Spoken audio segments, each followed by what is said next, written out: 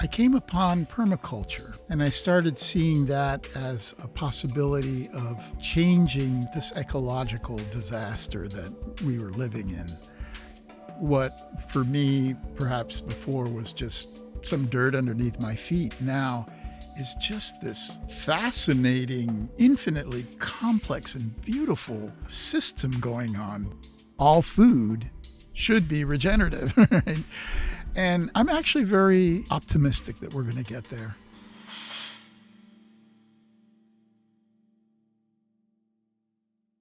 Welcome back to the Marian Flaxman Network Podcast, a podcast dedicated to reintroducing personal narratives into critical public health topics. On today's episode, my conversation with Dr. Glenn Lopez.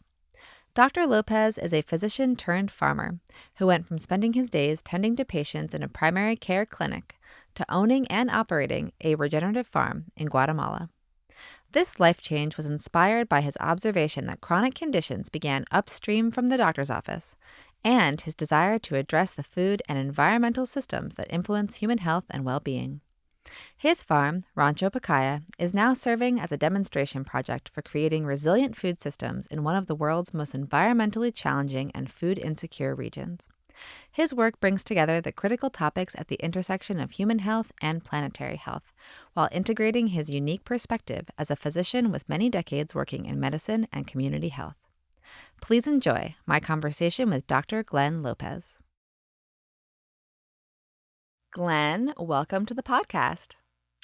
Thank you so much. It's an honor to be here. Well, it's an honor to have you here in Washington, D.C. You did travel quite a long way from your home in Guatemala, so I appreciate you for making that trip.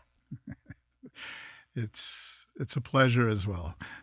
Well, I want to start where I always love to start, which is I'm fascinated by what people thought they wanted to do when they grew up and how the dreams of that child became the work they do today. So looking back to your childhood, what did you think you wanted to be?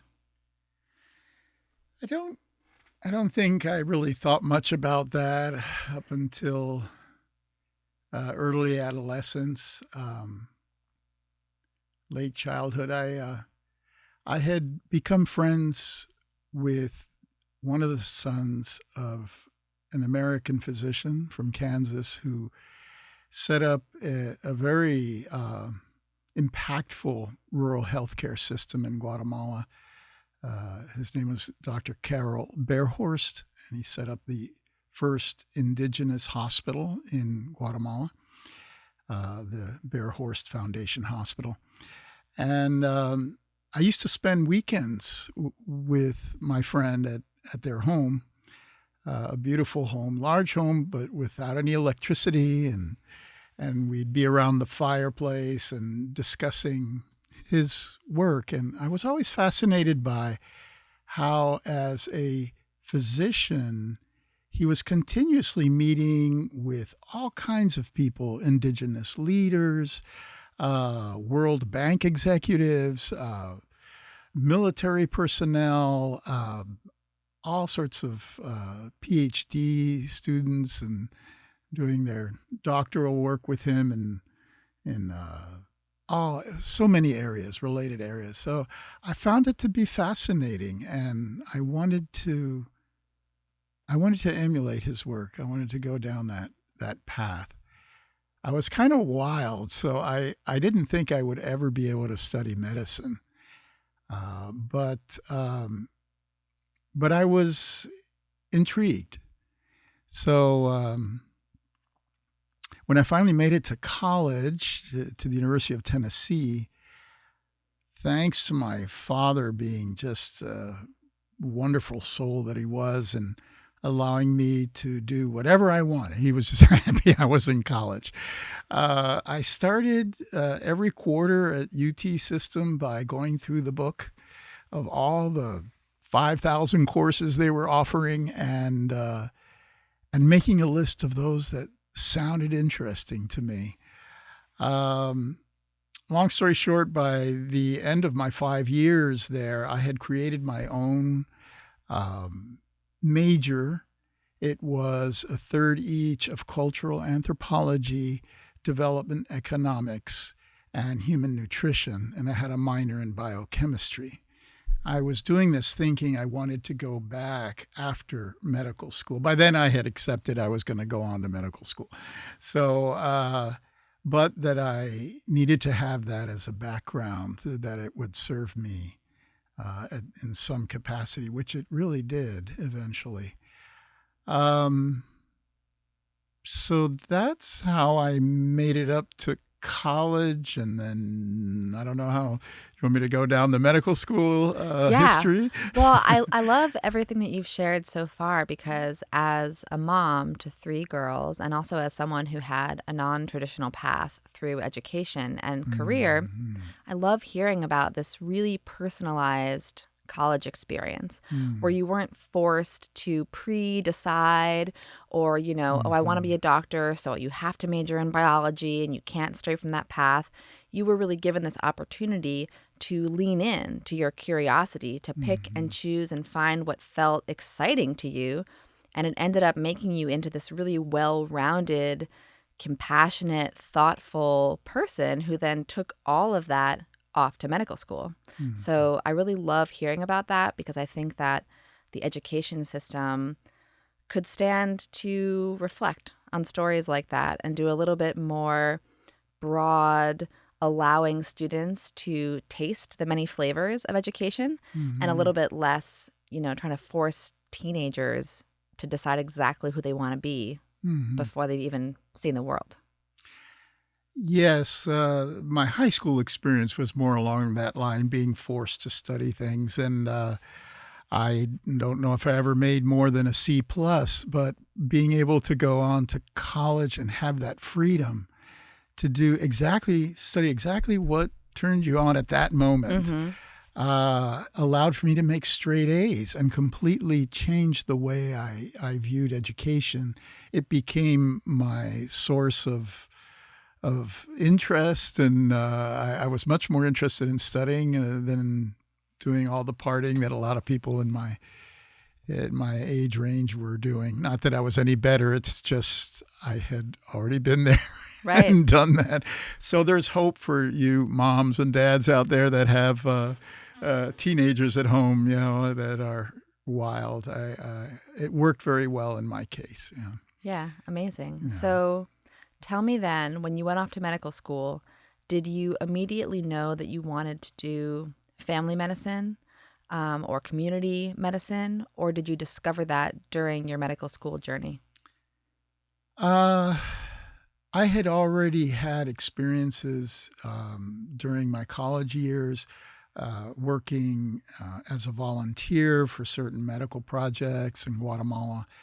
And it was so obvious that if, you might be an ophthalmologist in Guatemala wanting to help people with eye problems, but they will bring you a pregnant woman having difficulty in her labor. Oh, you're a doctor? You're an MD? Are you a doctor? Yeah. Okay, come, right? And what are you going to do?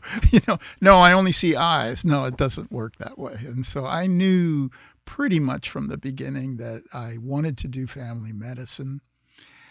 I remember it became a big issue by the time I hit the third year of medical school. I was called into the dean's office 3 times because I wanted to do family medicine. And at the time, this was not acceptable for Cornell Medical School. Things have changed. Yeah. But back then it was, no, you need to do something where you go on to a subspecialty and can continue the good academic work. And no, I knew this is what I wanted to do. So I insisted, much to their chagrin, and off I went to do my internship at LA County Hospital, which was another issue for them. They had never had a Cornell grad go to LA County. And I wanted to go there because I knew that's where I was going to be treating lots of refugees from Central America at the time. And I wanted to do that and be part of that. And so that's what I did. Okay, so I'm skipping around a little bit, but just Okay. to kind of continue on your education journey, Hmm. after practicing for years, you decided to go back and get a master's of public health. So can you talk to me about what led to that decision? Well, that was actually a lot later in my career. After my family, I did the internship in LA, family medicine residency at Cook County Hospital, which was fabulous, and then moved back to LA wanting to set up this nonprofit organization in Guatemala. Unfortunately, it the way we were structuring this organization, it was to provide healthcare, primary healthcare, to workers and their families that were living on plantations, on large farms in Guatemala. It was a sector of the population that was being totally ignored both by the public health system and by the social security system. And to set up this health related nonprofit in Guatemala, it had to pass a committee of 6 people, 2 of which were from Social Security and 2 from public health. And they continuously blocked me for 5 years. I went through 4 lawyers, and each one finally, just said it can't be done, because in essence, we made them both look bad because they were both ignoring a very significant part of the population. So I finally went as a last-ditch effort to see if I could hire the president of the Guatemalan Bar Association or at least for him to tell me, look, it can't be done, give it up, right? Or not. And I recall him looking at me after I made my case, and then this big grin coming across his face. And he says, there is one way to do this, but we will actually have to go to Congress and have Congress vote to override the congressional committee's committee on approving nonprofit organizations. Wow. And we did, and we won. Wow. And so that was the beginning of a 10-year journey. That's when I moved then down to Guatemala. I had been working in LA at the time. And after 10 years in Guatemala, one of the main issues I had had to deal with all along was in learning how to manage financially an institution, which I had not had a whole lot of training in. I did some finance in undergraduate, but that is when I came back to the U.S. and I had the opportunity to get a master's in public health and health services management at UCLA, that I took up that opportunity. So it was one of those things. I was called by the dean, and he said, Glenn, you have 1 minute to answer this question. Do you want to take a full scholarship, 2 years scholarship paid for by Pfizer, to do an MPH there at UCLA or not? And he didn't even have to finish the sentence. It was a yes, and that's how the MPH came about, almost after the fact. Yeah. Wow. If you will. Yeah. But it sounds like it was really important and also kind of contributes to the way that you maybe interact with and view the healthcare system in general. Because as your journey continues on and winds around a bit, you're dealing with marginalized populations, you're dealing with people in rural Guatemala, with unhoused populations in Los Angeles. You're practicing family medicine, so you're seeing people across the lifespan, chronic conditions, maybe some preventative medicine, and you're viewing it through a systems lens, right? You're not just seeing one patient, one disease on one day. You're starting to really see the bigger picture. And that begins to lead you to think, maybe this kind of acute care setting isn't necessarily where I should be doing my best work. So now I'm going to ask you, when did you first hear the term regenerative agriculture? I think I would take a step before that and mention that perhaps about 10 years ago, because of part of public health is looking down what's coming down the pike, looking forward, right? And my awareness of the environmental disaster that we are living now, and it's getting worse every year in this world, I think the science is very clear that probably 30 years at the most before we are in a very difficult situation in this world. I think humanity could be seriously compromised in terms of the ecological disarray being so intense that farmers wouldn't know when to grow food, and all of the economic systems that rely on those ecological cycles being also then disrupted. And so for me, the potential for mass economic chaos becomes very real as I look forward. And I recall thinking to myself, well, is it really a lost civilization, you know? And should I just eat sushi and drink sake and watch Rome burn, right? You know, is there nothing else we can do? And at that point, that's when I started looking at what could be done. And I came upon permaculture. And I started seeing that as a possibility of changing this ecological disaster that we were living in.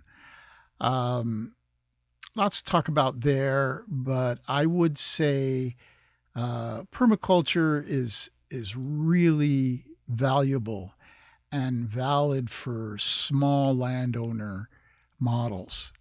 But once you want to scale up, in fact, one of their precepts is their three precepts are to heal the land and heal the people. I'm all about both of those.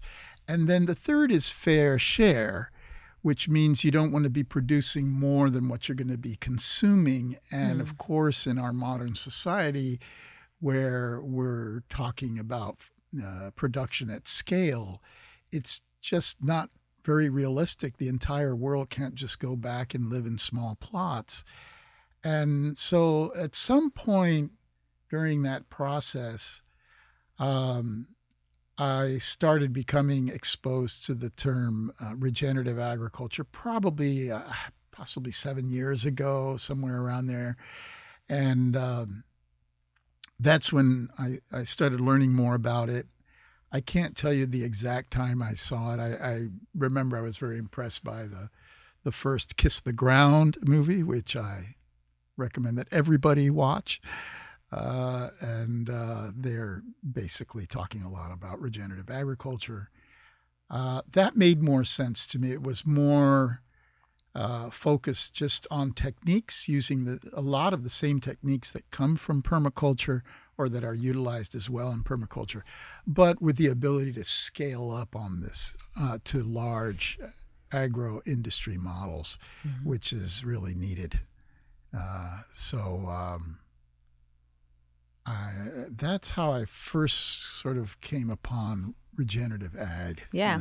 Okay. And, I'm guessing that there is not a club you can join or a workshop you can sign up for that teaches you how to go from being a practicing physician to being a full-time regenerative farmer living in Guatemala. So knowing that there was no guidebook, there was no map, how did that unfold for you? How did you decide to take that leap?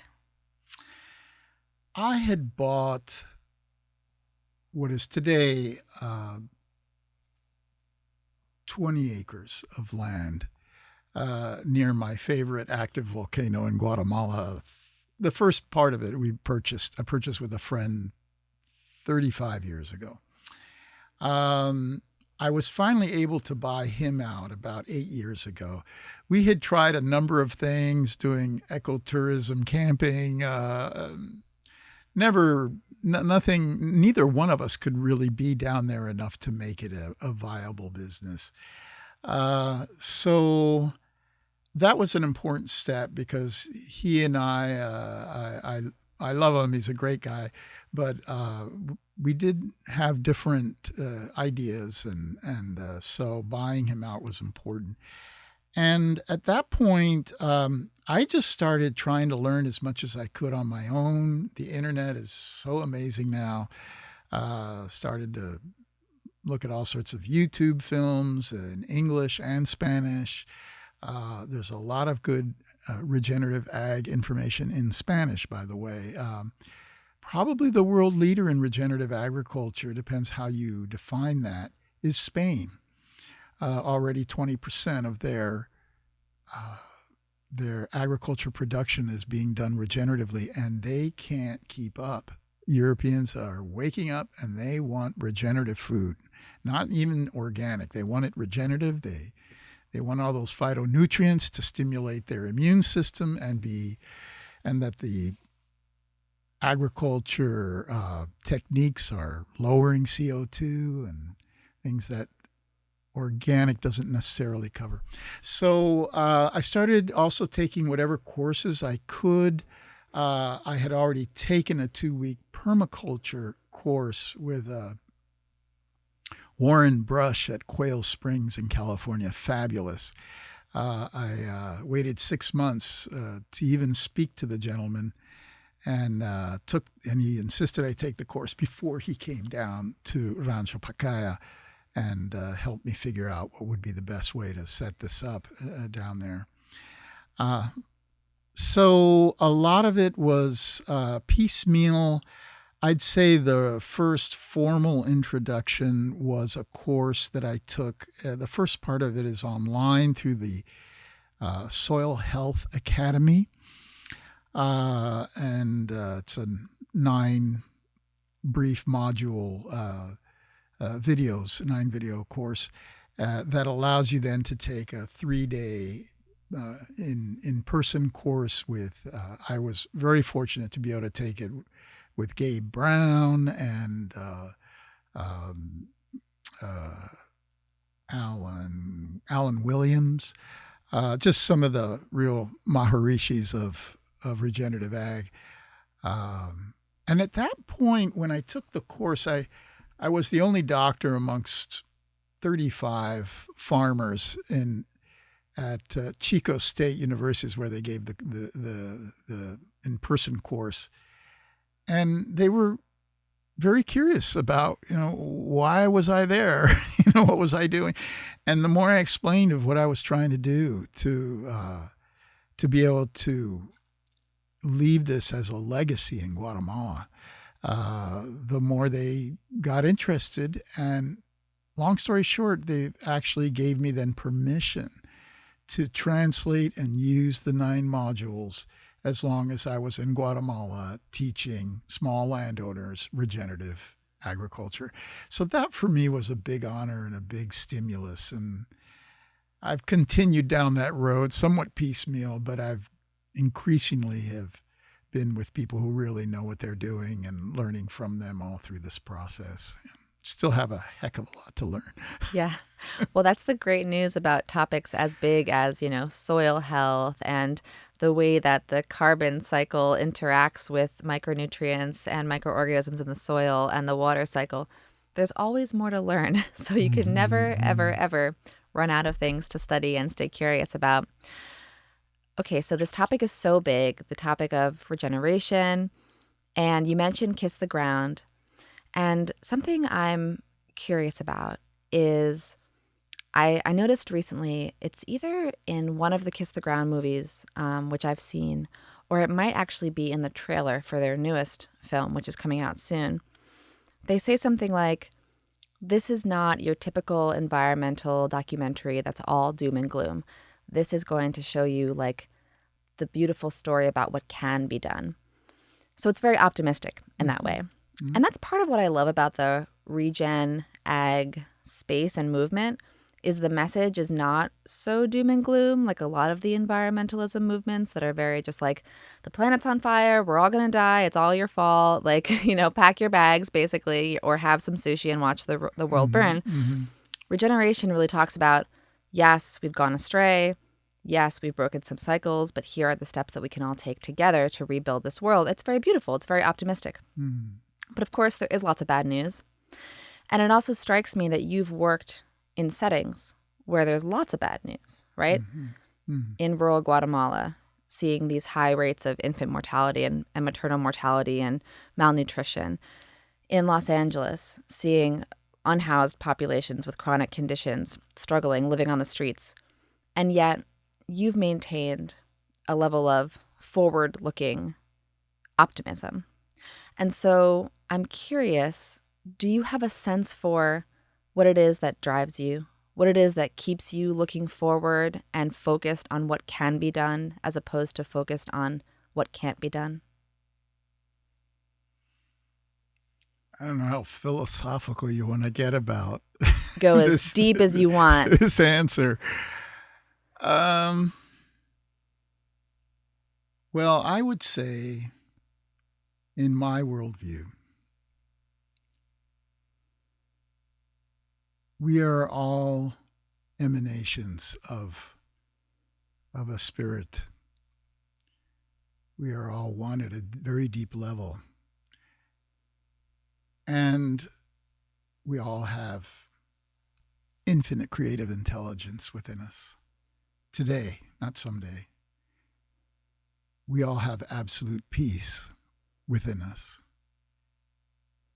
and perfect love. That when we find our unique brand and we bring it to this world, that is the source of our greatest joy and longest lasting meaning to what we're doing. So that's what allowed me to treat homeless for years, people who were really strung out and in very difficult situations, and to know that I'm in the presence of the Spirit as they yell at me or spit at me or whatever, and only see that changed everything. It changed the statistics. It doubled the statistics of the addicts that we were able to help get out of their addictions on the streets of LA. And it is now helping me to see through these horrible situations that I see in rural Guatemala, as you mentioned, the high infant mortality rates, etc. And just know that these people have everything they need. They just need a little reorienting. I think we are socialized throughout our childhood to forget that we have these spiritual qualities within us. And then once we hit adulthood, we spend the rest of our lives trying to understand how to reconnect with them, or we should be. So that's way out there, answer to your question. But I'm motivated. I'm motivated every day with just about everybody, or I try to be, that I meet. And it works, is the bottom line. And that's what keeps me going. Yeah. It's beautiful. Well, I'm just going to wipe some tears from my eyes. I'm like listening to you deliver that. I'm like, okay, this is fun. I'm going to just maintain composure. But it's beautiful. And really just thinking about how in the most troubling of circumstances, being able to see this sort of core peace and love within each of us and how we're all connected has really kept you going. And it spills over into the soil. What for me perhaps before was just some dirt underneath my feet now is just this fascinating, infinitely complex and beautiful system going on beneath our feet. And it's been just a joy to be learning about this and how learning from it versus bucking it, not going against nature, which is what most conventional agriculture does, is to use chemicals to stop natural processes. How can we instead learn from it? And it completely changes the philosophy in the way you feel about agriculture. Are you getting up to kill, kill, kill today? You know, what's today's bug on the list that we need to wipe out and poison ourselves in the process? Or how can I help nature do even more, right? What's keeping this ecosystem from burgeoning, you know? And so it's a very different take on agriculture. And I think it's a motivator for many people who are in agriculture now to be able to make that transition and realize that it works. Yeah. Yeah, there's hope. There is hope. And, you know, speaking of the power of the soil, you and I met at a Food as Medicine conference that was at Rodale Institute. So it was the intersection of food as medicine, but also regenerative ag, soil health, the soil microbiome, the human microbiome. So I want to talk a little bit about your interest and passion for that, because fortunately, food as medicine is getting a lot of traction right now. It's a buzzword. There are conferences happening about it. There are many people talking about it. There are policies being written about it. But much of it is sort of sterilized, is sort of food as medicine within the current medical model, the current agricultural model. But there are pockets where there's a growing conversation. We've talked off mic about Recipes for Health in Alameda County, California. Dr. Stephen Chen, his program is explicitly focused on integrating regenerative ag into food as medicine, but that's new. And that's very much, you know, in a sort of early stage. They're trying to prove a case, and they're trying to show, as many of us know and understand, that the power of food as medicine can be amplified by choosing foods that are nutrient dense, that are higher in phytochemicals, and low in chemicals. And low in chemical spray. Yeah, high in beneficial phytochemicals and low in sprayed chemicals. And also that have been grown in living soil, rich with microorganisms that can then also help improve the human microbiome. So talk to me a little bit about this intersection of food as medicine and soil health, and why do you think this is an important message to get out there?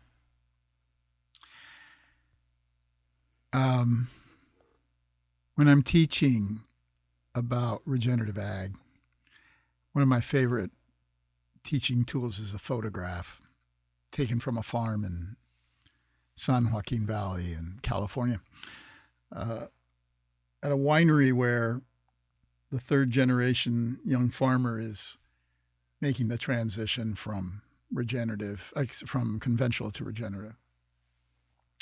And he's going to, instead of having just bare soil in between the grape tree rows, he's going to put 12 different forages for animals and put in sheep. Great, all right?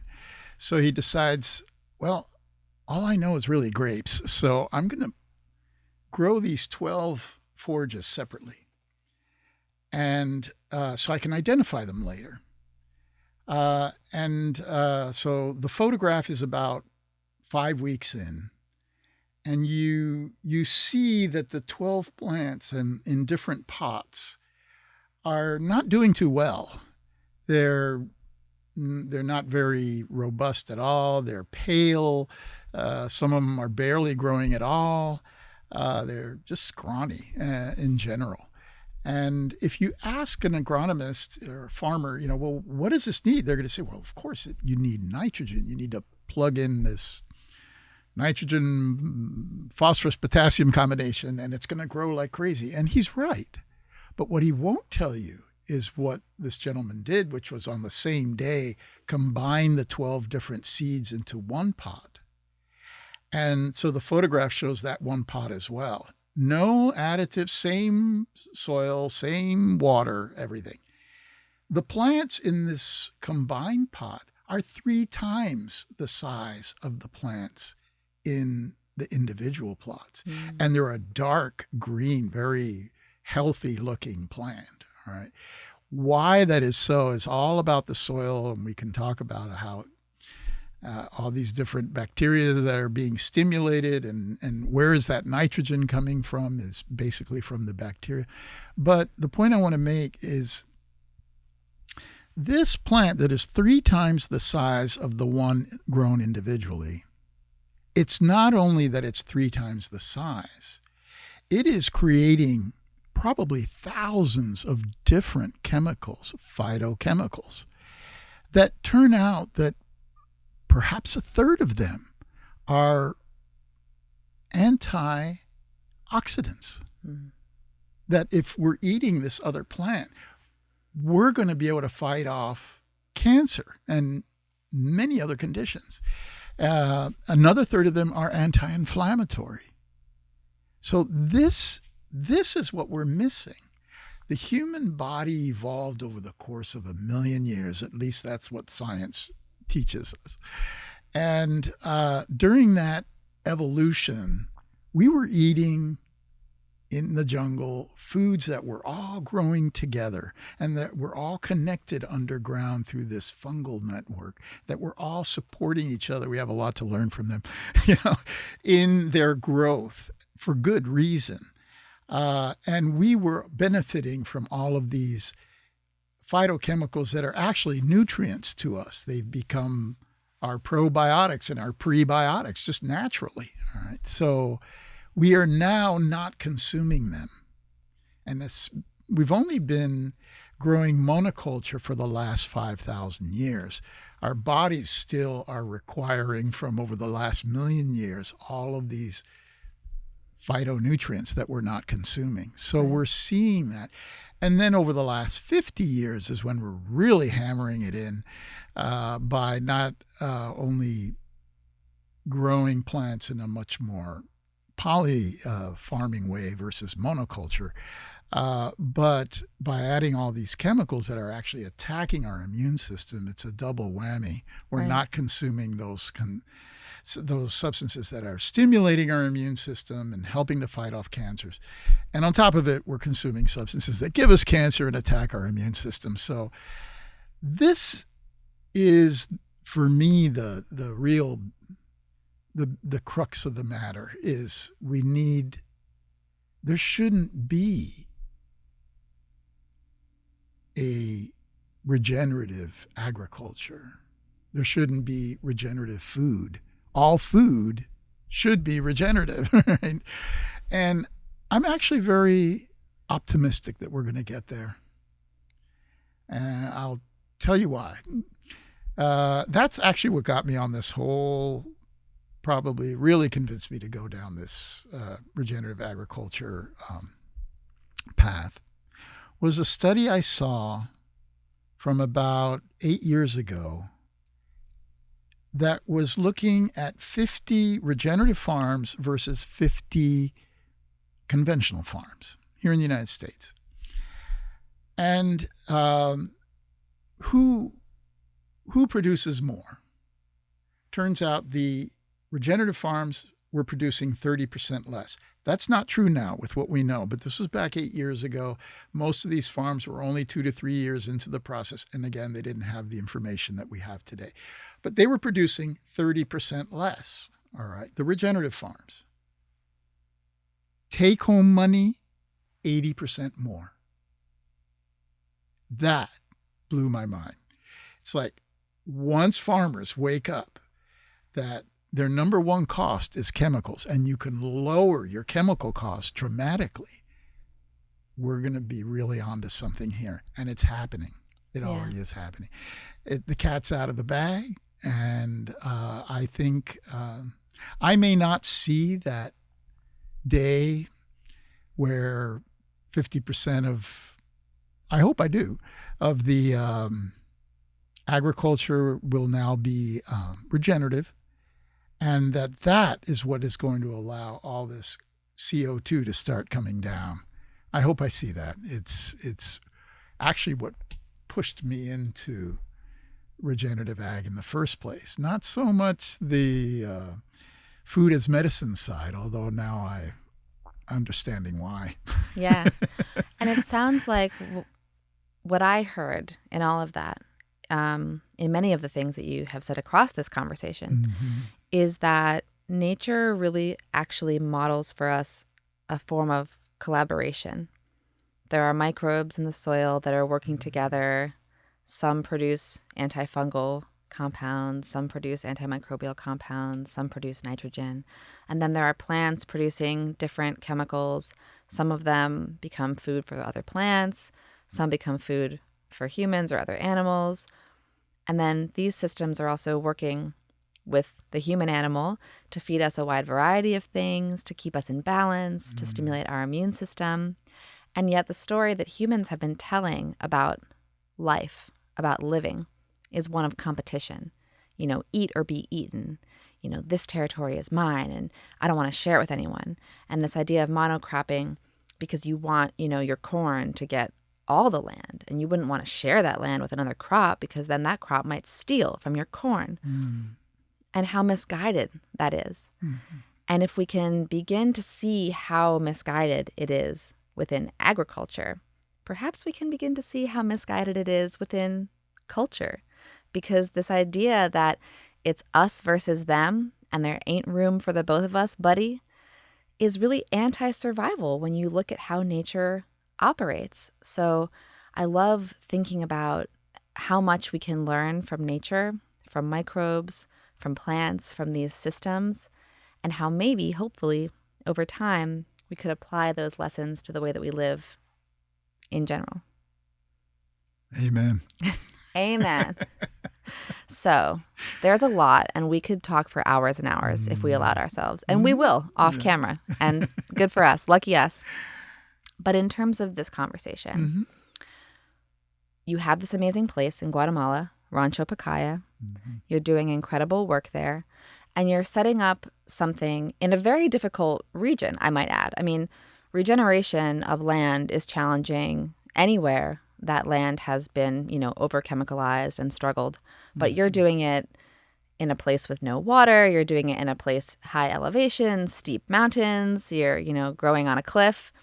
So you're really doing something maybe as an example of what can be done in one of the most difficult places, and then lessons can be learned from there and taken to potentially even some easier places to do it. Yes. But what are your hopes for the future in terms of what Rancho Pacaya itself will become, and what are your hopes for what it can teach other farmers and other communities about how they can grow food and live better? I would add to the difficulties, we're less than 3 miles from an erupting volcano crater.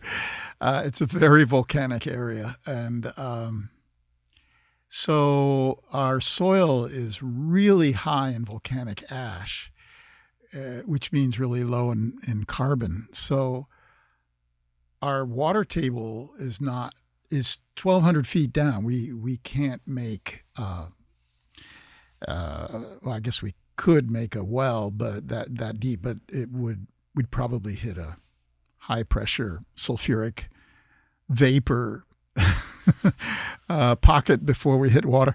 But anyways, yes, it is a very difficult place to show regenerative ag, but it's the best place in the world then, right? I mean, we got to walk the walk, right? If we're going to show that we can, through regenerative techniques, we can capture and store more water through these techniques, that we can pump carbon in a way that's never been accumulated in the soil before, through this high volcanic ash terrain, then we're talking. So, and that's what we're doing. And so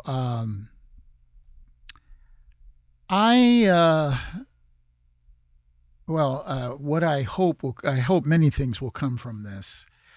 We're about a mile from a lake, the Calderas Lake, that is going through eutrophication.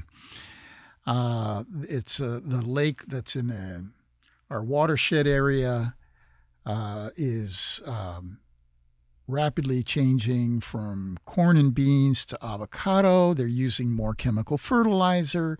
It's all conventional, so a lot of this stuff is running off with the rains down into the lake, and it's feeding more algae than it is the plants up on the mountains at this point. This lake provides water for 16 villages.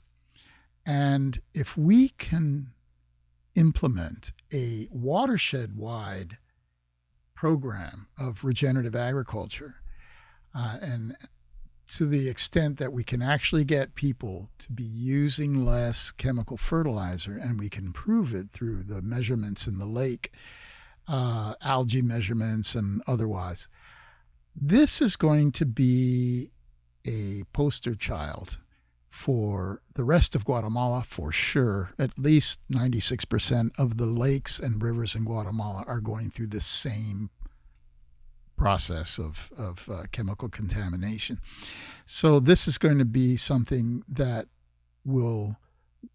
many will want to replicate across the country. Many are already wanting to, because their soils are so degraded now that we are having villages contact us now that what can we do? Our soils are not producing anymore, and so it's a challenge. What I'm also finding is that there are other organizations that are waking up to this reality. International funding institutions are certainly aware of this situation. And what I hope to be involved in, I already am to an extent with two organizations, but I don't really see Rancho Pacaya becoming like the center for the country. But what I would like to do is assist other organizations to become centers for promotion and demonstration of regenerative techniques in other areas of the country. So there's already two organizations that want to work with me on that, and I'm sure we'll be able to bring along others as well. And so that's what I think will happen eventually. Is that my vision is that it become a movement.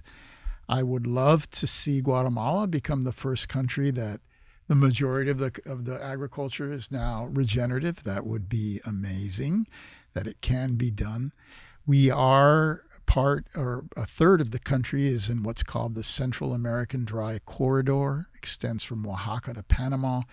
It is Central America's version of desertification, and this is the answer. With the it's become very, very urgent with the El Nino phenomenon this year. They're looking at least 3 million people in Guatemala alone not having water for probably 6 weeks.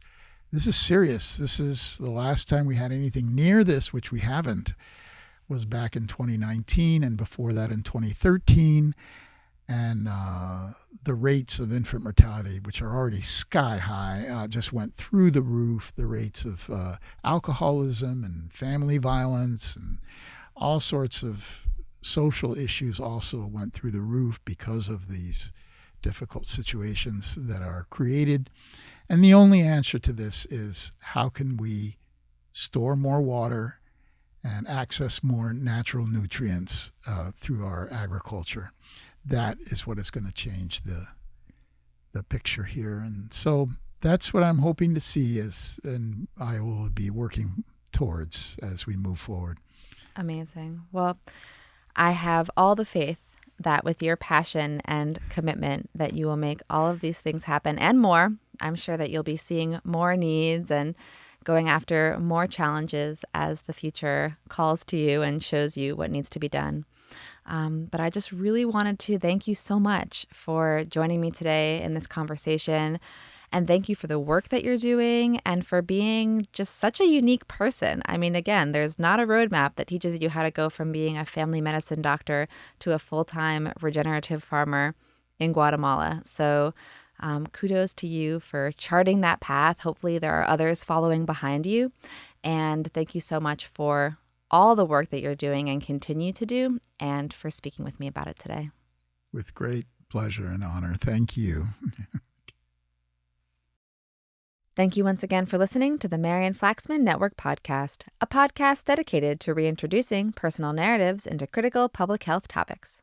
For more information on me, Marian, please visit my website at marianflaxman.com. For more information on my guest, Dr. Glenn Lopez, and to learn more about his farm, Rancho Pacaya, please find the links in the show notes.